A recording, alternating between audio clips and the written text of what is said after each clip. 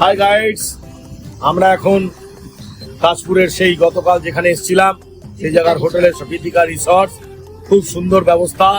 এখানকার যে মালিক আছেন অসিত সামন্ত, অসিতদা আমাদের খুব কাছের মানুষ।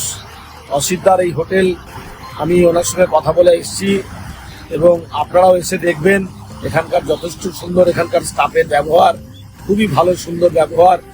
তারা কোনো রকম কোনো কাজে কোনো কিছুতে আপনি যা যা ডিমান্ড করছেন কোনো কিছুতে কোনো অবজেকশন নেই, মুখের মধ্যে কোনো বা অন্য ধরনের বিরক্তকর কোনো ফিলিংস নেই।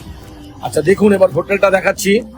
বাবা তুমি হোটেলটাকে দেখাও। এই যে আমাদের ঘর, সামনে দোলনা, এই সামনেটা একটা ছোট্ট লন। এবার আমরা এখানে বসে আছি আমি, আমার স্ত্রী, আমার মেয়ে, ক্যামেরার পিছনে আমার বেটা মানে আমার জামাই, আর এই যে সমুদ্রের ঢেউ মারছে তোমরা দেখো। হ্যাঁ, দীঘার সি বিচে এরকম বেঞ্চ দিয়ে বসতে গেলে 1 ঘন্টায় 100 টাকা ভাড়া। বাট এগুলো তো বাদ কিছুই নয়, এগুলো সুন্দর পুরো স্যাক টাইপের করা। পুরো শেড টেডটা দেখাও, শেড দিয়ে পুরো স্যাক টাইপের করে রয়েছে, আর সাইডে অসংখ্য স্যাক রয়েছে।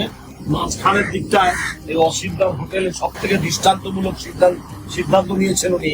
দু সাইডে স্যাক, বাট মাঝখানে ওনার পজিশনটা পুরো লনটা পুরো ফাঁকা রেখে দিয়েছে।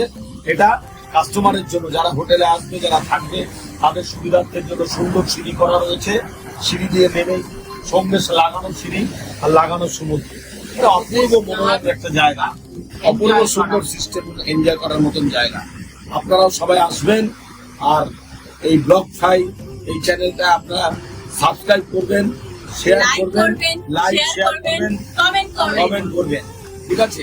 আর অসিতদার হোটেলের কথা নামটা বলে দিলাম, বিদিকা রিসর্ট। হ্যাঁ, এখানে আপনারা আসবেন এবং এখানে এসে থাকবেন, খুব ভালো লাগবে, সমুদ্র উপভোগ করবেন।